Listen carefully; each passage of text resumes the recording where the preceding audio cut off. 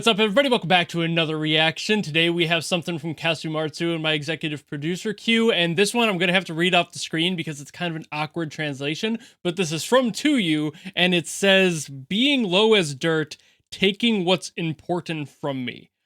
I don't know what that means. I have a vague idea if I rearrange some of the words and context in my head, but I feel like that's just a bad auto translation and I really can't seem to find the original name anymore for some reason. It's like the page itself on YouTube has auto translated and I have no way to turn that off. So I have to just go with that, and I hope that that's right, or at least somewhere nearby. I'll put the original name as the actual title of this video, so you'll all be able to see it, but I just can't translate it right now. So a little unfortunate there, but I assume the title is still relatively in the ballpark, and that only gives me a little bit of info anyway, so with nothing else to go on, let's go! ごめんなさい、ごめんなさい。その一言すら脳裏にはなくて消えてよ、消えてよ。今すぐにそこから去ってしまってよ。いつだって私だけの特権だと疑ったことないから。Honestly, I don't know what genre I expected. But it was not like this poppy in my head. It's probably all the rhythm game music I've been getting recently.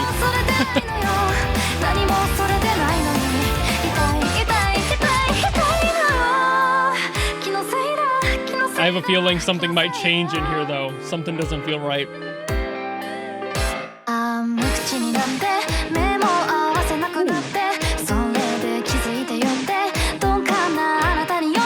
That is a crunchy snare.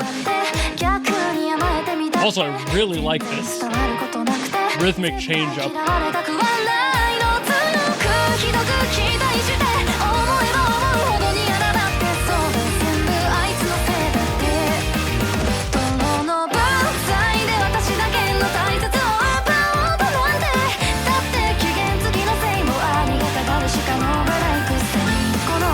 It's kind of a bop, and by kind of I mean very.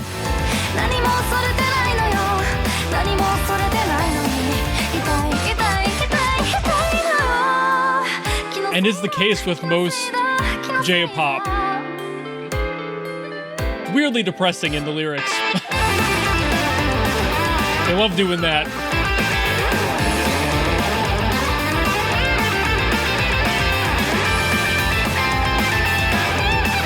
I love this piano part. Also, sick guitar solo.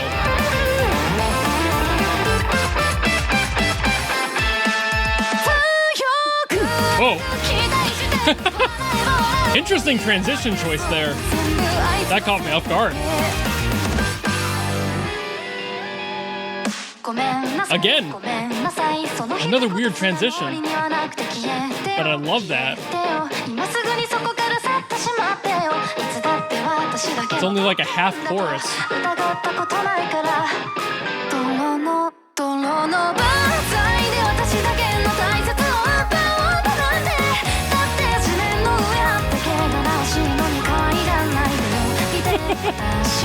All right, Yandere Angel it is.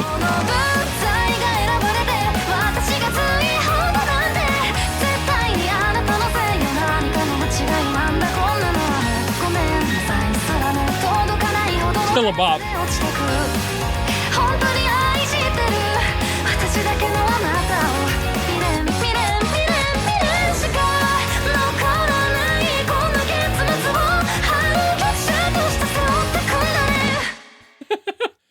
Okay, what an interesting story. I have an idea that I want to share with you, but I'll wait until the next section to say that. So given that the song is fairly bog standard for that J-pop vibe, which I adore personally, I've always been a huge fan of that sound, there's really not too much to talk about in the way of production because it's all been said already, and I feel like I would just be broken recording the whole time if I were to be talking about what I like about the genre, because I've talked about this genre so many times at this point, it would just be goofy. But the story here leaves a really interesting potential that I'm kind of bummed that TUYU didn't take, but I want to posit it as an option for anybody who wants to do a cover of this in the future or something like that, because I love the premise of this. Assuming that I'm right and that the lyrics are saying what they are, it was all pretty straightforward, and it seemed to be pretty obvious with the whole like fallen angel situation, that like yandere energy coming in after being disappointed that they were basically cooked, and that's really unfortunate. And I understand that this angel character was feeling very betrayed by that, and it kind of made them snap a little bit, and it wasn't too much, but I think that's exactly what could be changed to make this impact so much harder in a very weird way, by literally in that last refrain there, right as it kicks into that yandere mode, you switch it up, you change it to metal. And I mean that like outright. You like start going hardcore. You could almost do like a baby metal-esque pop metal blend, and I think that would be really cool. Or something like along the lines of Poppy would be really cool. You could fit that, you could transition it down, you could kind of have the whole song like tweak and like have like a really distorted guitar like shred down like and just like dive into it. I think that would be sick. And then you do the last one with her like screaming, like get a scream vocalist to do both the pop side and then the screams, so you don't get that weird clash of it sounding obviously like a different person. There are plenty of people out there who can pull that off and make it sound cute and also very angry. Plenty in Japan. I've heard a lot of vocalists pull that off, and I think that that would have been a really neat approach here. I'm not necessarily disappointed that the song didn't do that, because I understand why they wouldn't go that far. It's definitely a weird turn to take, but I think that that would have been like a big sticking point for this song had they gone that way. I think that that's just a really cool option, not necessarily a requirement, but also something that could definitely be explored by people who want to take this that further direction and put their own spin on it. I think that would be pretty neat. So if there's any people out there who are watching this who can do covers and want to do a cover of this song, take that approach if you can. If you know how to scream properly or know somebody who can, get them on the song and do that. I think that would be sick as hell. But I also know the song is like 5 years old now, so I'm sure that either somebody's already done that or it's just too old and outdated for people to want to do covers of, which unfortunate, because I think that would be really cool avenue to explore, but also I understand if nobody does it. I think the existing vocalist on this did a great job. She's got that perfect tone that just kind of sits right in that like alternative pop range, and I feel like if she were to have done the screams, if she knew how to, it would have fit so perfectly. She's just got a little bit of that like crackle in her voice that makes me feel like she could probably do a proper vocal fry if she doesn't already know how, but maybe just didn't want to, or that wasn't the direction for the song. I understand either way, but she probably has that latent ability, if not already uses it. And not that having a little vocal crackle is like a requirement for a vocal fry, but it shows you that there's a little bit of that fry already naturally sitting in the throat, and if you can bring that out by using your diaphragm to push all the energy out the front, and they have that well of power to like borrow from and just utilize by shoving it out with their diaphragm, go for it.